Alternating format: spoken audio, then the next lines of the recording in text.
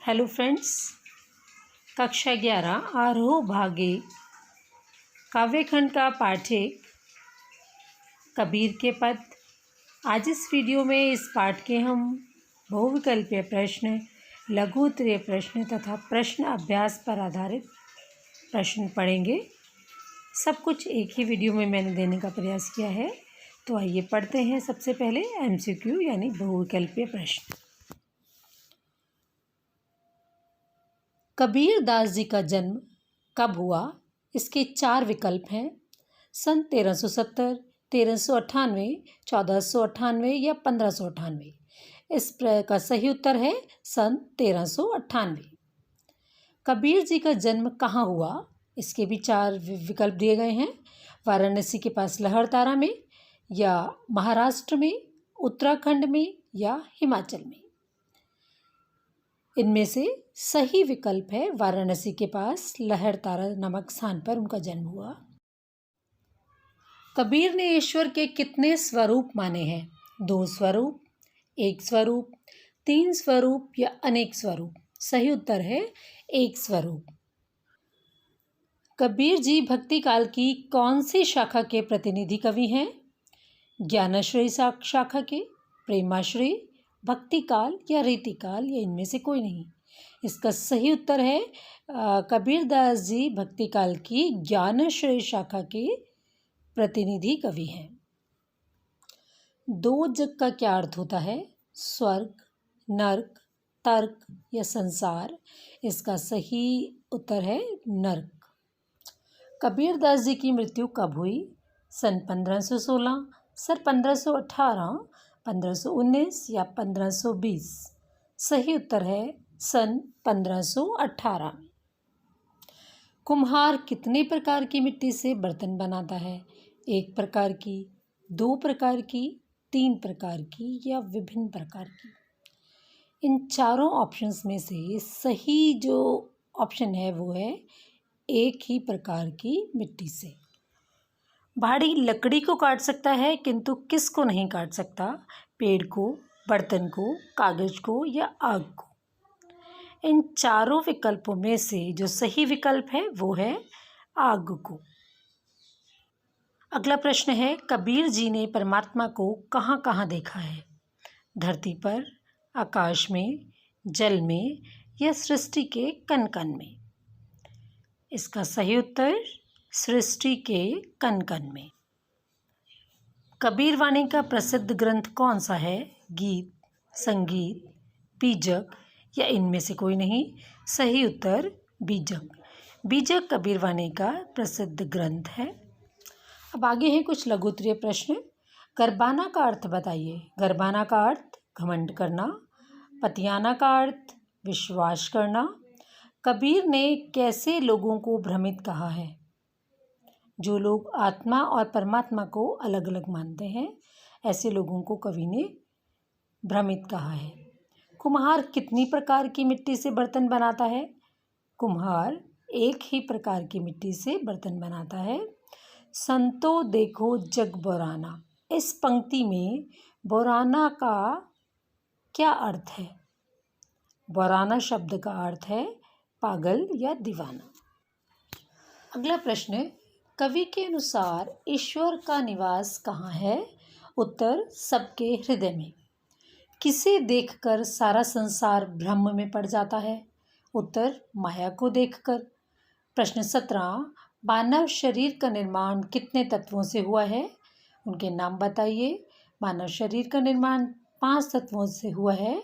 जल, अग्नि, आकाश, पवन और मिट्टी। अगला प्रश्न, हम तो एक एक करी जाना, इस पंक्ति में ईश्वर के प्रतीक के रूप में किसे देखा गया है? तो इस प्रश्न का उत्तर है कुम्हार को। इस्लाम धर्म की धार्मिक पुस्तक का नाम बताइए। उत्तर कुरान। प्रश्न 20 है, पीपर पत्थर पूजन लागे, इस पंक्ति में कौन सा अलंकार है? इसमें अनुप्रास अलंकार है, क्योंकि आप देख रहे हैं कि प वर्ण की आवृत्ति है। पीपर में प, पत्थर में प और पूजन में भी प है। तबदीर का अर्थ बताइए। तबदीर का अर्थ होता है भाग्य। एक ही खाक गड़े सब भांडे, यहाँ भांडे शब्द का अर्थ क्या है? यहाँ पर भांडे शब्द का अर्थ है बर्तन। अगला प्रश्न, केतिक कहो कहा नहीं माने सहजे सहज समाना, इस पंक्ति में अलंकार बताइए। यहाँ भी क वर्ण की आवृत्ति होने से अनुप्रास अलंकार है। कबीर ने अपने पदों में कैसी भाषा का प्रयोग किया है? उत्तर है सुधक्कड़ी भाषा का प्रयोग किया है। अगला प्रश्न है, कबीर के अनुसार लोग जो हैं किसे मारने दौड़ते हैं? उत्तर, जो व्यक्ति सच बोलता है। लोग किस पर विश्वास करते हैं? झूठे व्यक्ति पर लोग विश्वास करते हैं। घर घर और लरी लरी में कौन सा अलंकार है? इसका उत्तर है पुनरुक्ति प्रकाश अलंकार। जैसे बाड़ी काष्ठ ही काटे अग्नि न काटे कोई, इस पंक्ति में अलंकार बताइए। इस पंक्ति में उदाहरण अलंकार है। आसन मारी डिंब धरी बैठे, इस पंक्ति में डिंब का अर्थ बताइए। डिंब का अर्थ होता है घमंड करना। अब आगे जो प्रश्न है वो है प्रश्न अभ्यास पर आधारित। पहला प्रश्न, कबीर की दृष्टि में ईश्वर एक है, इसके समर्थन में उन्होंने क्या तर्क दिए हैं?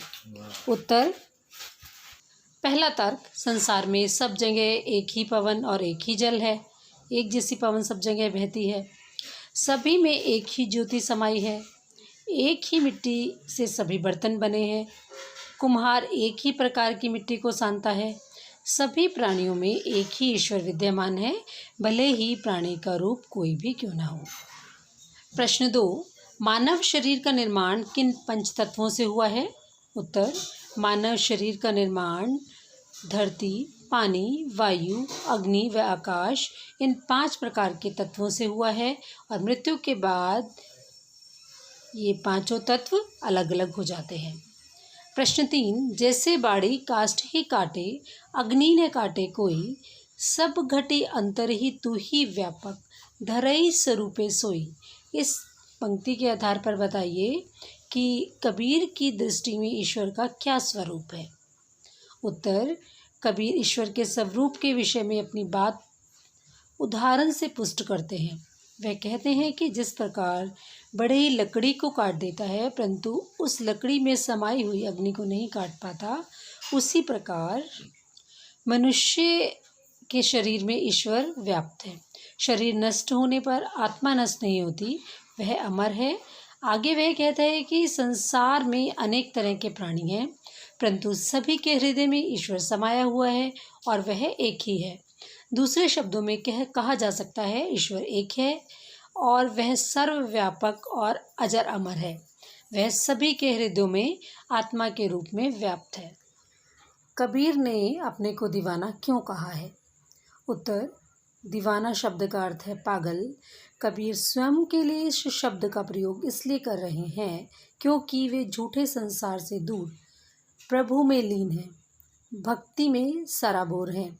उनकी यह स्थिति संसार के लोगों की समझ से परे है, अतः वे स्वयं के लिए शब्द का प्रयोग कर रहे हैं। प्रश्न 5, कबीर ने ऐसा क्यों कहा है कि संसार बौरा गया है? उत्तर, कबीरदास जी कहते हैं कि यह संसार बौरा गया है क्योंकि जो व्यक्ति सच बोलता है उसे यह मारने दौड़, उसे सच पर विश्वास नहीं है। कबीरदास तीर्थ स्थान, तीर्थ यात्रा, टोपी पहनना, माला पहनना, तिलक, ध्यान आदि लगाना, मंत्र देना आदि तौर तरीकों को गलत बताते हैं। वे राम रहीम की श्रेष्ठता के नाम पर लड़ने वाले लोगों को भी गलत मानते हैं क्योंकि कबीर की दृष्टि में ईश्वर एक है, वह सहज भक्ति से प्राप्त हो सकता है। इन बातों को सुनकर समाज उनकी निंदा करता है तथा पाखंडियों की झूठी बातों पर विश्वास करता है। अतः कबीर को लगता है कि संसार पागल हो गया है। कबीर ने नियम और धर्म का पालन करने वाले लोगों की किन कमियों की ओर संकेत किया है? उत्तर, कबीर के अनुसार स्वयं नियम और धर्म का पालन करने वाले लोगों की निम्नलिखित कमियों की ओर संकेत किया है। लोग आत्म तत्व की सर्वव्यापकता को छोड़कर पत्थरों को पूजते हैं। वे आत्मा की आवाज़ को मारकर पत्थरों में ईश्वर को ढूंढ रहे हैं जो कि उनके भीतर ही विद्यमान है। उसे मारकर बेजान पत्थरों में परमात्मा को खोजना बड़ी भारी भूल है। प्रश्न 7, अज्ञानी गुरुओं की शरण में जाने पर शिष्यों की क्या गति होती है? उत्तर, अज्ञानी गुरुओं की शरण में जाने पर शिष्यों का उपकार नहीं होता, अपितु ऐसे गुरु शिष्यों को गलत रास्ता दिखाते हैं। वे घर घर मंत्र देते फिरते हैं तथा अभिमान में डूबे रहते हैं। अभिमान के कारण ये ईश्वर को प्राप्त नहीं कर पाते और दोनों का अंत बुरा होता है। प्रश्न 8, बाह्य आडंबरों की अपेक्षा स्वयं आत्मा को पहचानने की बात किन पंक्तियों में कही गई है? उन्हें अपने शब्दों में लिखिए। उत्तर, वो पंक्तियाँ ये हैं, आत्म मारी पखान ही पूजई, उनमें कछु नहीं ज्ञाना, साखी शब्द ही गावत भूले, आत्म खबरी न जाना। कबीर ने इन पंक्तियों में स्वयं आत्मा को पहचानने की बात कही है। आत्मा हम सभी के भीतर सचेत सजग अवस्था में विद्यमान है। उसे मारकर बेजान पत्थरों में खोजने की बजाय स्वयं को पहचानना चाहिए। साखियाँ और शब्द गाते हुए हमें उसको नहीं भूलना चाहिए जो चरम और परम तत्व हमारे भीतर है। सब प्रकार के आडंबरों को त्याग कर स्वयं को पहचानना ही उचित मार्ग है। तो बच्चों, ये थे इस पाठ के बहुविकल्पीय प्रश्न, अति लघुत्तरीय प्रश्न और प्रश्न अभ्यास पर आधारित प्रश्न। इसी तरह की और वीडियोस पाने के लिए चैनल पर बने रहिए। लाइक, सब्सक्राइब और कमेंट करना ना भूलें। धन्यवाद।